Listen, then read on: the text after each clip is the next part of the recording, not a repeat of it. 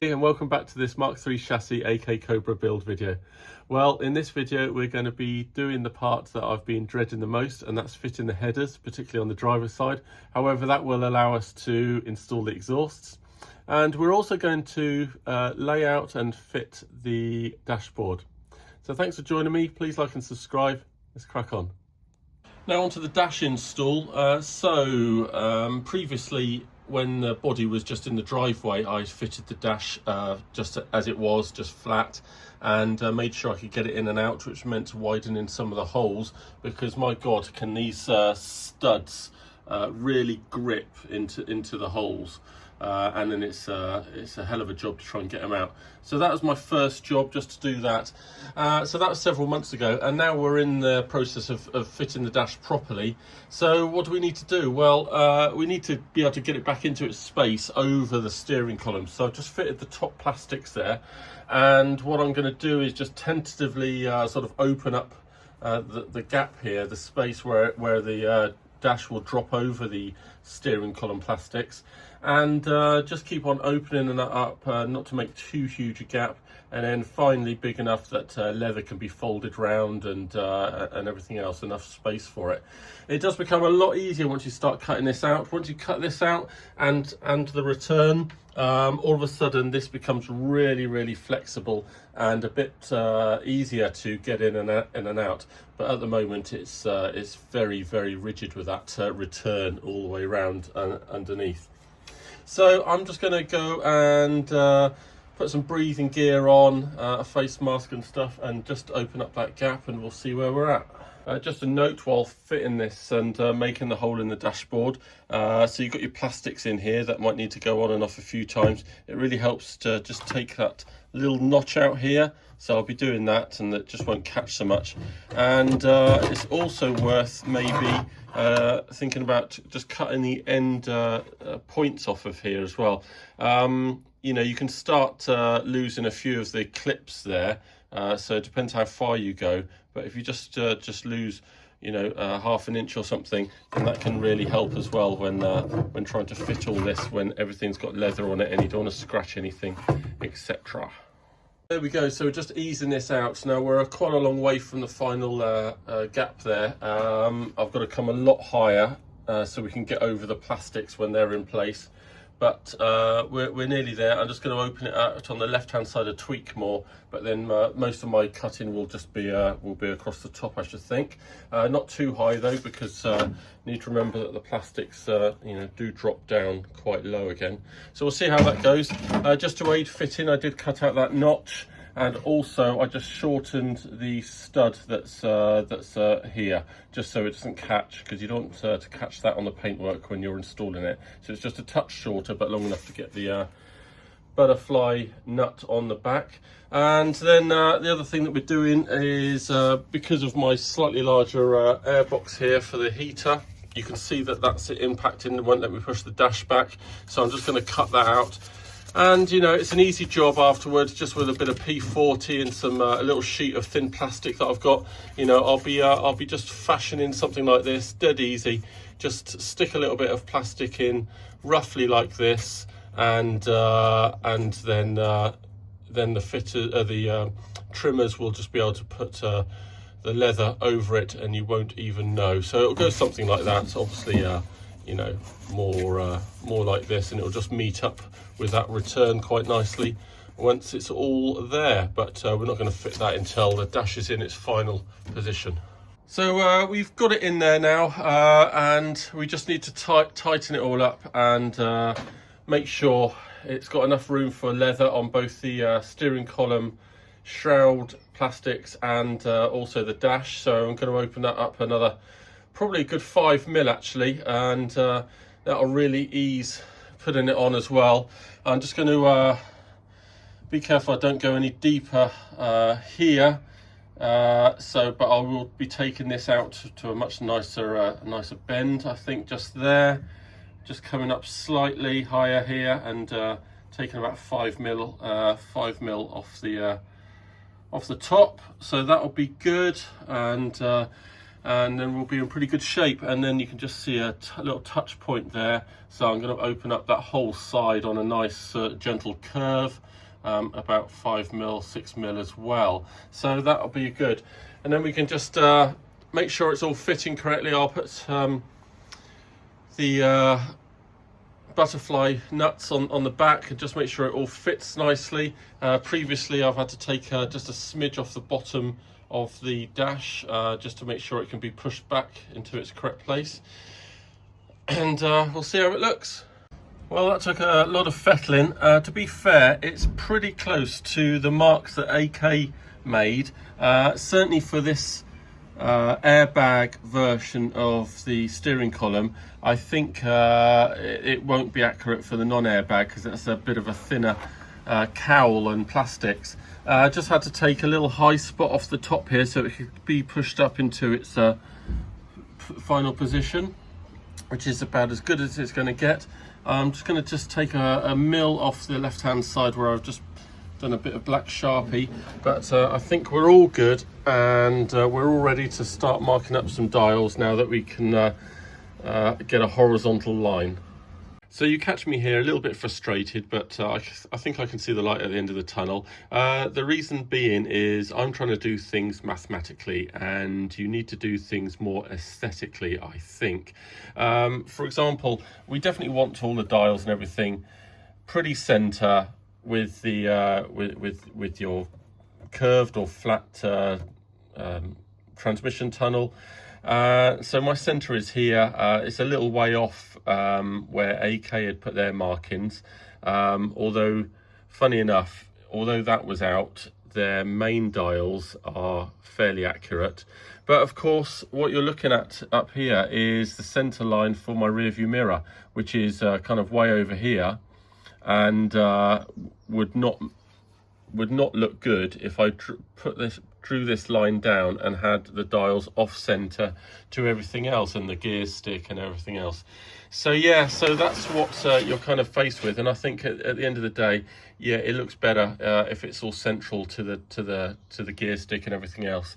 And I may just tease the rear view mirror over slightly so it looks more slightly in line. So we'll see how that goes. But I think this is my final dash layout.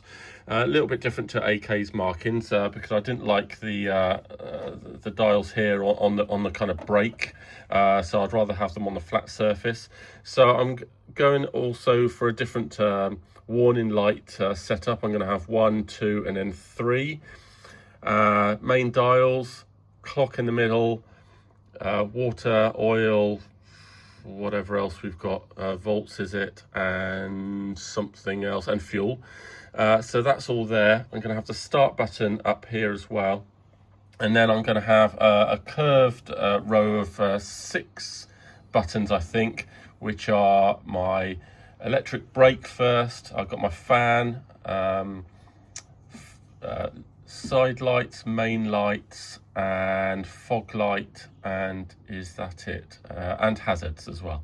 So that'll all be happening down here in a nice curve. So I usually get a large washer, put my pen in the bottom of it, and just draw it over so it follows the line of the curved dash here. So that should be a nice line there. And then I'm going to do my usual, which no one else seems to like, but I'm going to have my ignition switch over here. So I usually just drill a hole in here and into whatever is left of the dash behind, and mount my ignition switch. So that has to have the little ring from the immobilizer behind it, so that all gets sandwiched in between. It's worked on the last 5 cars, so I'm doing it again. I like to put the ignition switch over here, and then you have all the theatre of pressing the button and no dangling keys or anything anywhere else over there. So so that's what I'm doing. So that's it really. I'll just mark up, make these holes. So 100mm hole saw. I think these are 50mm hole saws. I will just check the dimensions in my instructions for the dials. You have to just make them fractionally bigger than the dial to allow leather to be curved into the holes, and then they hold them all nice and tight. So let me just make the holes, I'll be right back. We have it, that's the finished article. Did bugger up and make an extra hole. I don't know what I was thinking. I thought I needed more lights, but I'll put a bit of filler in that, and I nearly made a hole all the way through there. Basically too many markings were on there, and I thought I needed a hole. So there we go, live and learn. So that's just a little bit of filler. Obviously these are all just a little bit wobbly at the moment. They'll be nice and tight once the leather goes in there and it holds it all tight. And likewise for a couple of these switches. But I think I've got a fair good layout. It's quite good to have the parking brake totally separate, so it can't be mistaken. You don't have to double think, oh, which one is it if it is in this row. So I put it out the way just up there. I like the engine start on its own, and all the other dials. So that's it. Got a USB just in the glove box here, which is nice. And the only other hole I need to make is for the immobilizer kind of red light. Now sometimes I've put it actually on the plastics, which is really nice touch. It's where you get it in a regular car, I guess, but it is a bit tricky with the extra wire when you're taking the dash on and off. So I might just place it just above up here, or I might put it out the way over here somewhere. So that's that, and of course I need to make my hole for the ignition key. So I'll get on and do that later. But I think we've got a pretty good handle on it. It's all nice and symmetrical. I've managed to get all the gap in pretty good. You know, it is what it is when we come up with the, you know, the rear view mirror. But I think, you know, we'll wait to see what the paint looks like and see where we're going to mount that. And there we go. So on to the headers. All right, so this is the bit that I've really been dreading for the whole build. And that is because we've got to put the headers on here, which is awkward enough to line everything up without these extra bars that are here. And I'm starting on this side in the hope that this side goes smoothly, because I know the driver's side will be a lot more problematic because of the dipstick. So I'll just lower the car down so I can get in there. Sorry about the view that you've got, and you might get the back of my head quite a lot, but it is what it is. So I'm not really sure. I mean, it might even be better if I did it from underneath, and but it is quite a long way up and quite awkward. It'd be even better if I had someone else. So there we go, let's crack on. So added to the difficulty factor is keeping the gasket in place. So that's a lot of fun. And then, you know, it's not light either, so that's something else you have to cope with. Whilst you try not to scratch anything. Yeah, it's all a bit awkward right away.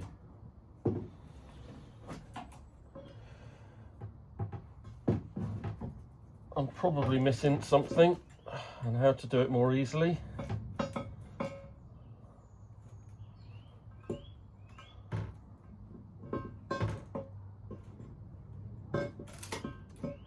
But you know, there we go. So that's one dropped gasket already. I didn't drop very far. Wow.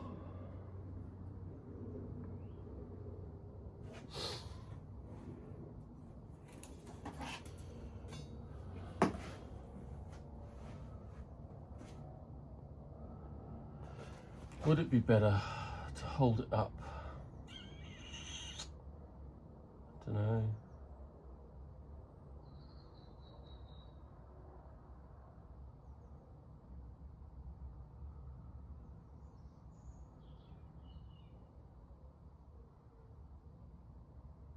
Maybe I temporarily tape the gasket onto the header and then I can pull the tape away. Maybe that's an idea.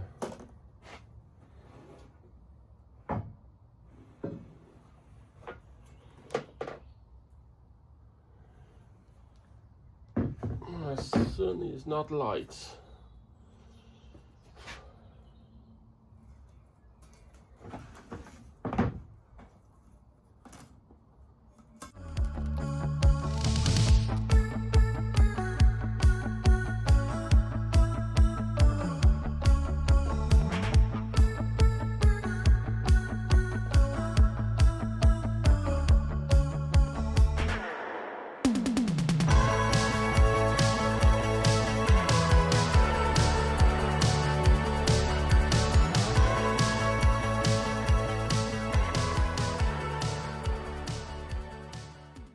Right, so I've been poncing around with this near side manifold for about an hour, and got 2 bolts in, and I just could not engage any others, even one right next to another hole. And honestly, it looks like you could see into the hole. Excuse me, I'm quite close to swearing. So it looks like you could see through the hole from the side vent down here. But I just could not engage it, and I couldn't engage another one, and the only way to get to this one is literally I'm kneeling on top and I can get my hand at that angle, so I could do that one. However, it's like 1/2 mil out, or something is 1/2 mil out. And after fanning around and thinking I had enough clearance, I finally got a bit of paper, got clearance under here, got no clearance here, and literally I just need to lift it about another mil and I can engage them all, and I can't do it because I've got no clearance between this top bar and the manifold. So I'm going to take it all out, grind the top of the this sticky out bit on all the way across. Actually, I'm not fanning around anymore, and then hopefully I'll be able to lift it just that extra mil and get all the bolts in. All right, so just to show you how much I've taken off there, so I've gone all the way across. Not so much, this wasn't even close due to the where the bar sort of goes across the top of the headers, but I thought I'd take it off anyway, and there we go. So I'm going to try again. So that didn't work, so I've gone a bit deeper, so I'll see how that goes. Well, how about that? Just like that, all the holes are now engaging. I'm actually quite lost for words. I don't know, not AK's fault, I guess. Headers come in all shapes and sizes, and those extra tabs on the top, you know, who knows, but it would have been nice to have been warned, or I don't know. It didn't seem like that they were the problem, because the bolts were like nearly catching, just so close to catching. You know, they'd sort of go a bit tight and then they'd fall out again. So it was tough to believe that was the issue, but there you go. So I guess I've taken a good solid 5 to 7 mil off of this tab here, and the next one, and the other 2 don't really impact, but I took that off anyway.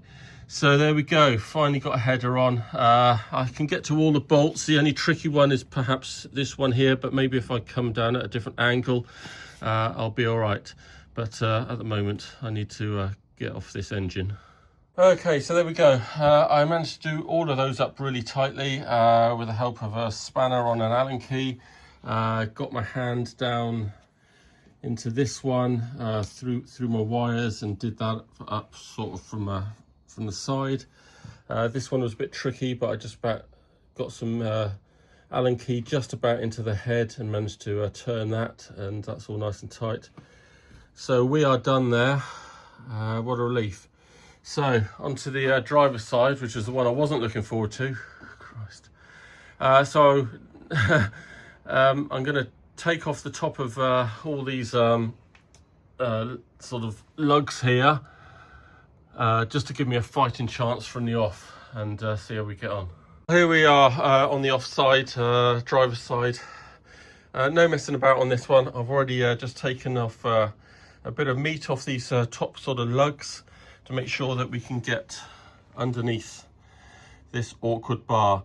Right, so the difficulty on this driver's side is the dipstick, because there isn't like enough room to slide the dipstick through here. So you kind of have to undo it, and I'm not going to mess around and undo it and try and thread it through this hole while I'm trying to carry the weight and do bolts up. So I'm just going to go ahead and totally remove it. So I'm going to undo my little extension that we had to put in to miss this bar, and then I'm just going to pull it straight out, and then we'll mess around with trying to fit it after the headers are in, hopefully. Okay, so I finally got the bolt out of the gear stick extension that I put in. I wish it was a 13, so I might amend that so that it's a slightly smaller head, because it's quite hard to get anything in there past the return here. So anyway, there we go. Well, this is hard enough to get out. Even without the headers. Anyway, there we go.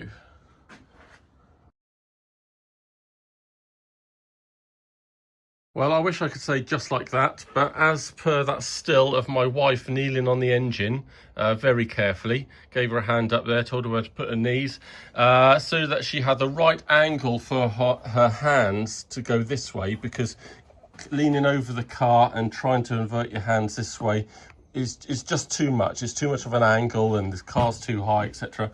So basically I went underneath, fed the header up, held the gasket in the right position, and she managed to get one bolt in, and then that was quickly followed by all the others, because, you know, once you don't have to worry about holding the weight, then everything becomes a lot more simple. So I don't know if there's a better way. There's got to be a better way, right? Quite chuffed that I took the edges down of the top of the headers there, those sort of nodules, but I do notice that this bar on the left hand side is a little higher than the other side, so it's possible that wouldn't have hit, but I think just the freedom of being able to move it about, it was such a good idea to take sort of 8 or 9 mil off the top of each of those. So I'm quite chuffed with that. Wish I'd kind of known that before messing about on the passenger side, but we're all in. So I just need to do all these up nice and tight, and we can then mess about with the J pipes, which will be a pleasure after this lot, and then make some holes in the side of the body for the exhausts. Before actually we deal with anything else, of course we've got to get the dipstick in, but I am actually just having a think whether we could put the headers on before the body and drop it down. And looking at this side, the driver's side would definitely clear. However, I think the bottom of, because, you know, these footwells are angled, I think the bottom of that footwell would probably just hit. But then again, before it goes down, you could lower it down at a bit of an angle to get past the headers, and then come back into a straight into the proper position. So if you had a couple of guys, a couple of helpers, whatever, that didn't mind sort of trying it, and if it didn't work, then, you know, waiting 10 minutes while you took the headers back off and then put the body back on, it might be worth it, because my God, that was difficult. And I'm not sure if you're not quite as limber, you haven't got another helper, how you could really get these headers on your own. So a little update, dipstick was a lot of fun getting in there. In the end, I had to cut the tab off, my fixing tab, because I just couldn't get it to sort of rotate and then down into its position. The tab was hitting the bar here, and I just couldn't sort of get past it and get it down, because to put the dipstick in, you have to be fairly straight into the hole. So no matter what I did, I was just hitting this tab against the bar. So I just hacksawed it off and then filed it and gave it a little bit of hammerite. So it is now in there, and within reach of my sort of fixing extension tab, which is that brighter bit there. And so what am I going to do? I am either going to P-clip it without the rubber bit, because it'll just melt and get hot and stuff. So I'll either P-clip it with a suitable P-clip or bend a P-clip so that I can get into my little extension, or do something around this bar, or I'll just get a bit of, you know, flat sort of braid, you know, put a couple of holes in it, and use a bit of flexible something or other to go round the dipstick and in, or failing that, for about $11 all the way up to $69, you can get a flexible dipstick for an LS3. Some of them are stainless, really nice, and probably make the engine bay a little bit nicer. But again, you still got the problem with fixing it. But I guess if it's flexible, you could even just bring it over against this wall and stick a nice P-clip in it, or something over against this wall, because it'll be a lot more flexible. So I'll mess about with that, and I'll let you know how that goes. I'm sorry this video has been a bit bitty and a little bit sounding a bit frustrated. Anyway, we're wrapping up here. Got the dipstick in, got a P-clip around there, so I am. Can we see that? Where am I looking? Fingers there.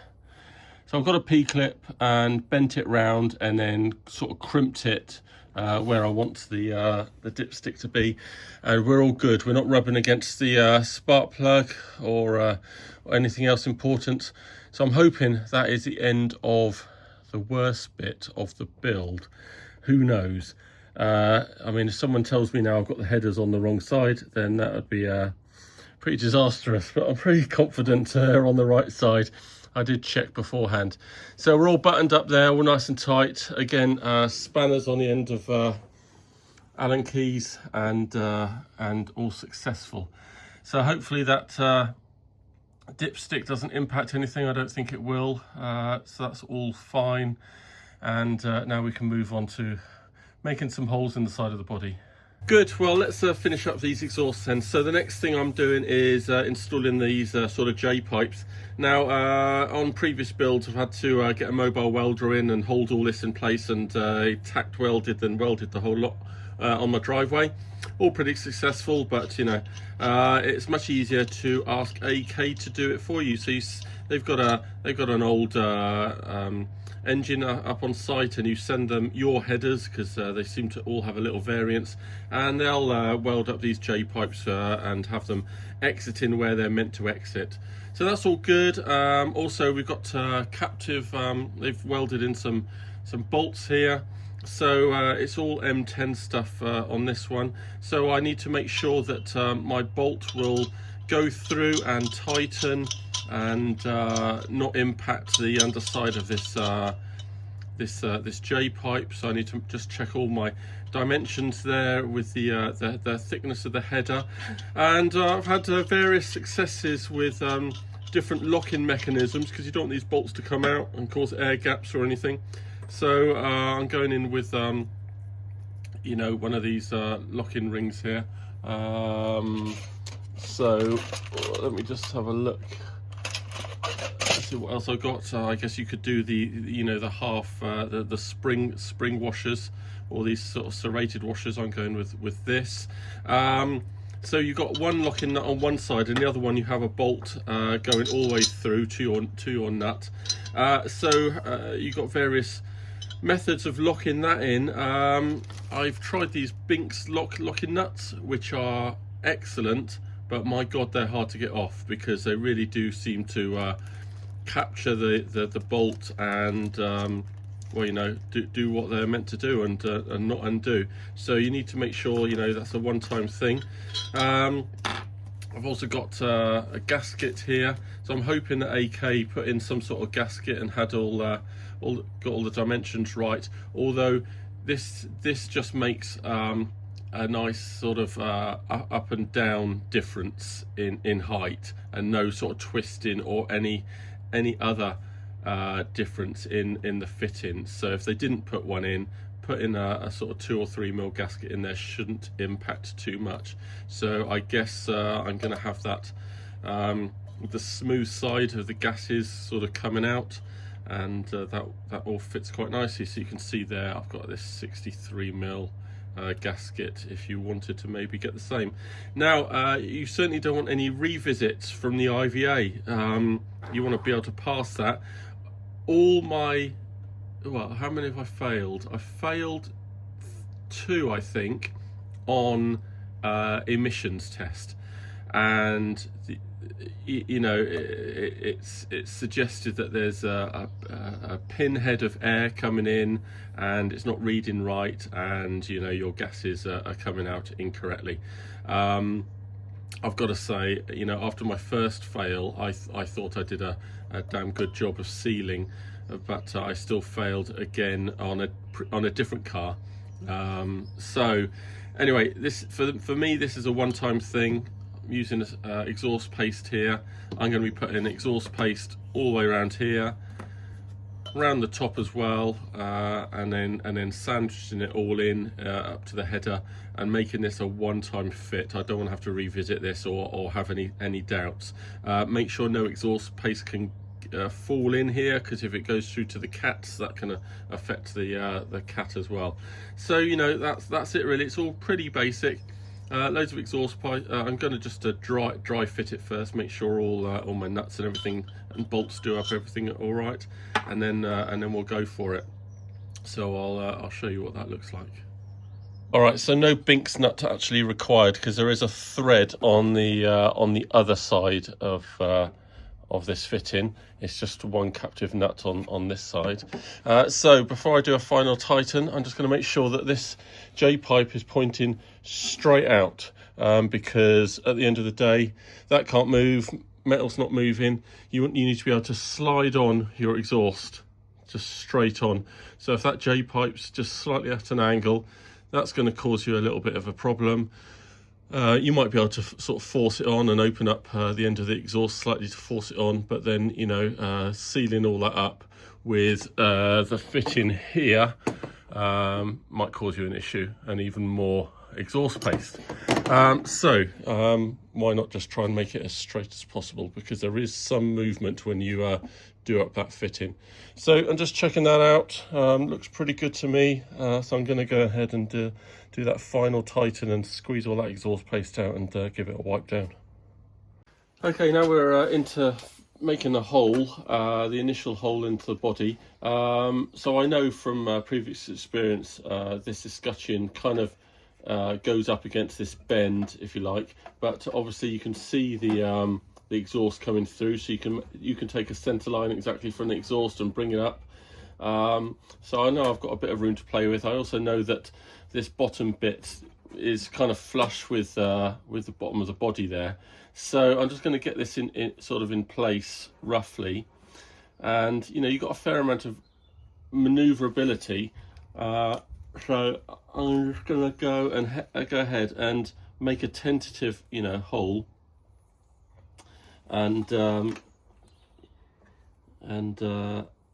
we'll see if we can get the exhaust in there and just sort of just slowly open it up. So I'm going to make it a bit bigger actually, like that.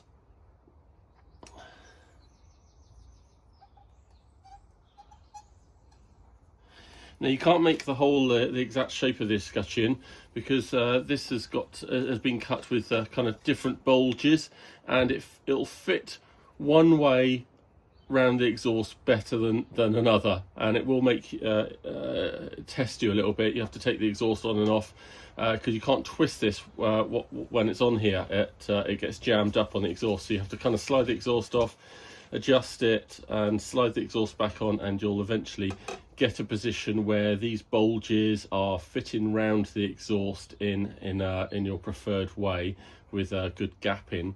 So all I'm doing is just using this as a little bit of a template for the main sort of hole that I'm cutting through here, and eventually you know, once I can fit the exhaust on and have it hanging there and drill the holes and tap the holes for the fittings, then I can open this hole up even further in the exact place, so the hole is hidden and the escutcheon hides all the sort of cut lines.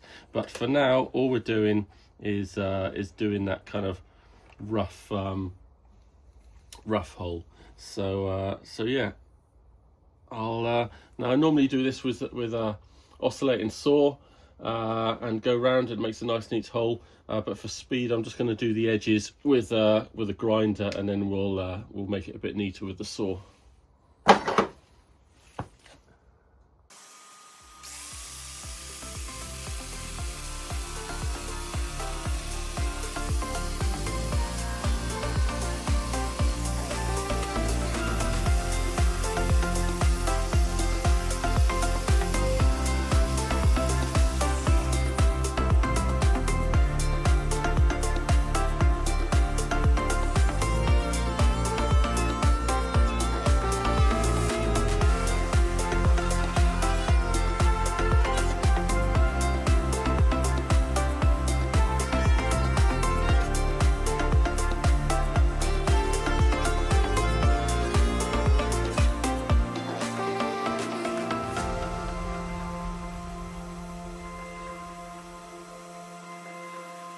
All right, so I just had a little test fitting and had to open up the hole quite a lot more because the cat is fairly fat. So let's just have another go here.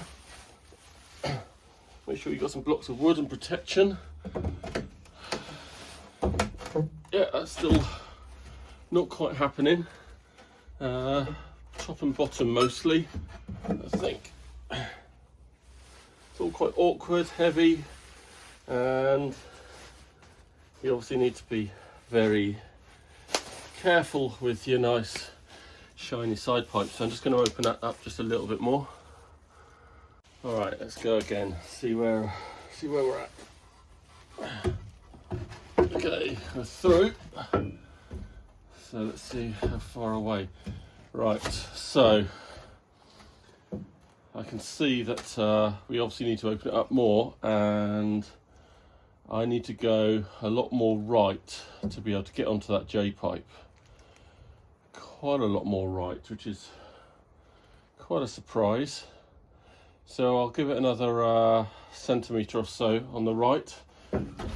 Hopefully we'll still be able to cover up the hole with the scutcheon.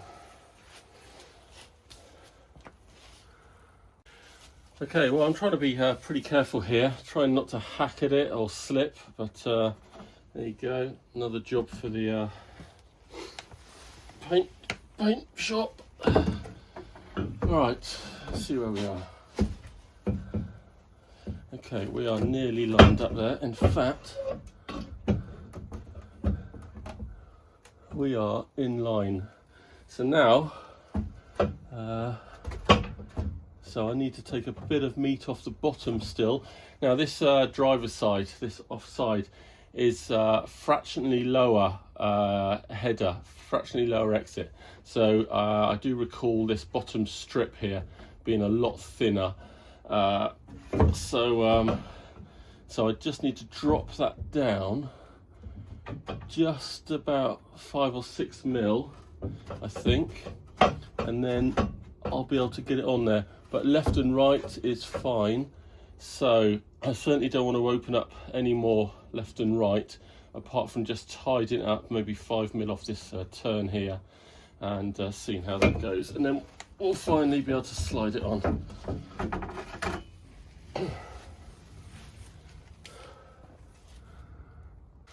All right then, so a little bit of tidying up of the hole. Let's give that a shot.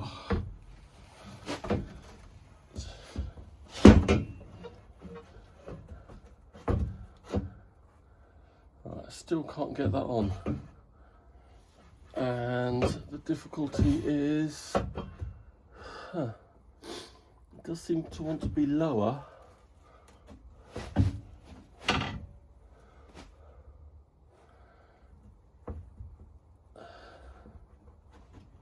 Oh, that is actually on there.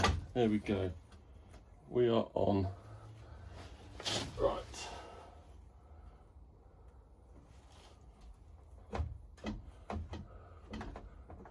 Perfect. Okay, so now we can draw around the hole a lot more accurately to see exactly where we need to be opening this up.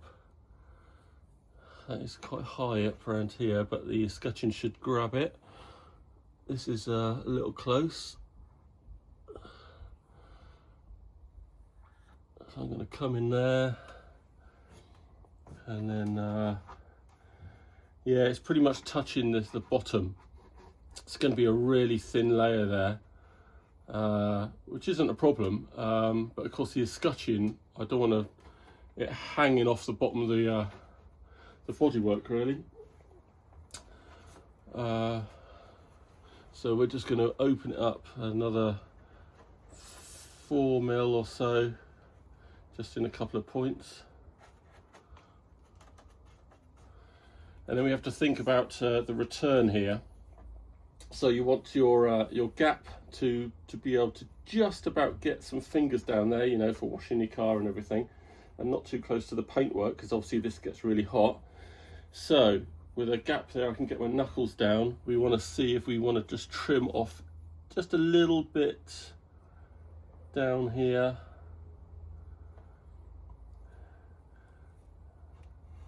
just to give that a little bit of breathing. I think that's about it.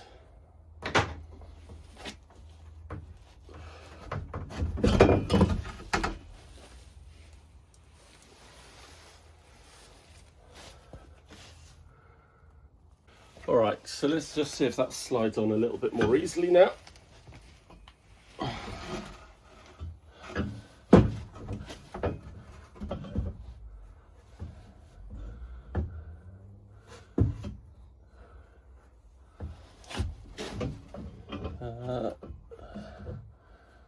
So not quite. Oh yeah, that is it, actually.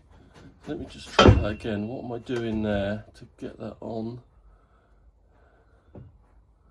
All right.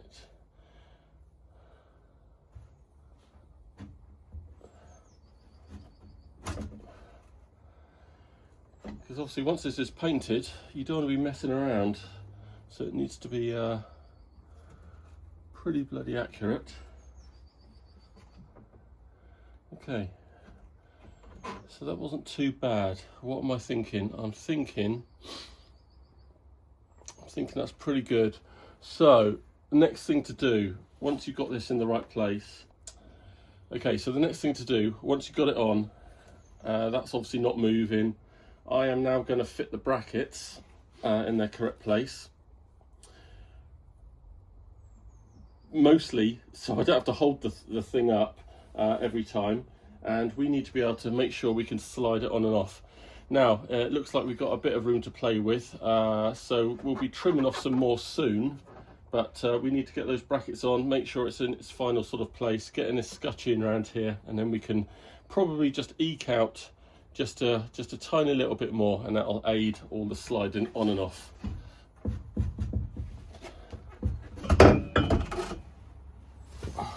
Right then, so I'll just tell you the process that I'm going through here. So I'm making sure that this exhaust is slid on accurately and straight, and then all I'm doing is making sure I've got kind of knuckle room here and along there, so the same kind of distance all the way along. And what I'm going to do then is mark up my holes for the brackets. So we've got the bracket here and we've got the hole, and I'm going to mark up my holes and drill and tap. So once they're on, there's very little room for manoeuvre. I am tempted just to bring it a mil or so away from the frame, and that way I could, allow it to twist just very slightly if something's not lining up. Obviously it'll twist this end, and even just a mil to allow the bolt to slide into its slot would be helpful. Once I'm all happy with that, I may then put a bead of weld alongside, so it's not all just on the 12mm bolts and thread there. But that's a job for another time. So for now, I'm just going to mark them up, be as accurate as I can, and then we're in good shape. Something else that I do is just mark with a bit of Sharpie just here where the how far the cat's going up the J-pipe. I have had on a very early edition, the J-pipe was a touch too long and it was hitting the cat converter sort of stuff inside.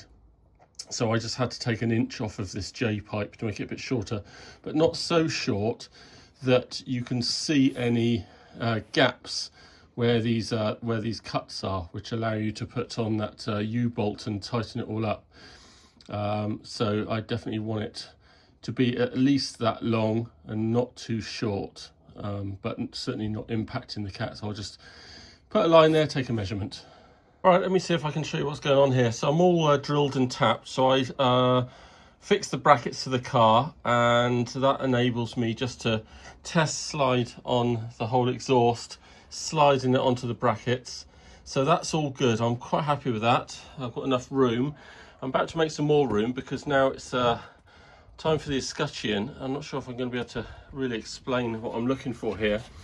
But basically, what I want is these kind of curves here to be kind of in the middle of the slots here, just to take up that sort of space and look all pretty, and different ways round. These are in different positions.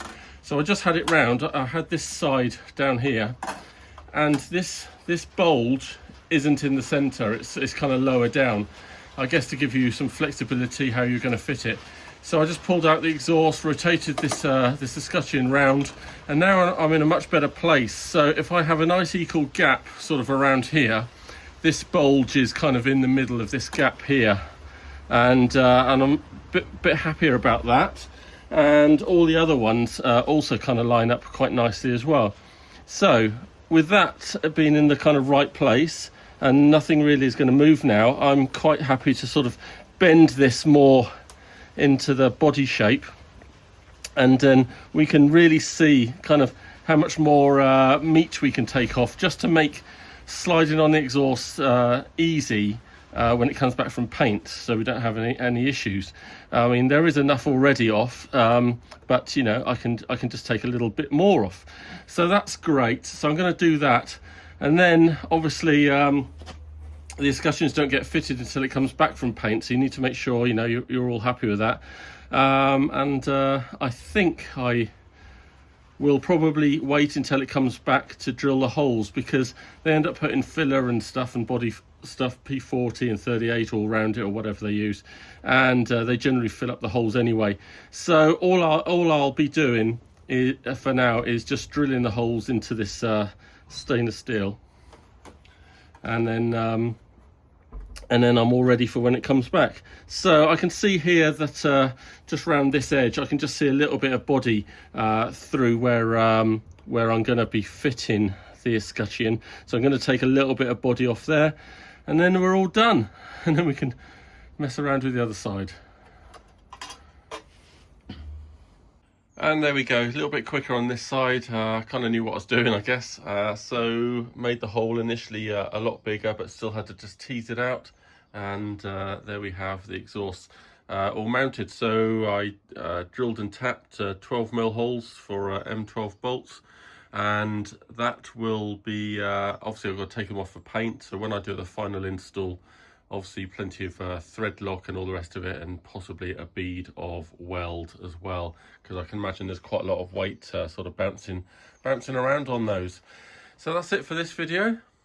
So that's a wrap on this video. Thanks for joining me. On the next video, we're going to be tightening up some of those odd jobs, such as brake servo hose, the heater hoses that go underneath the engine.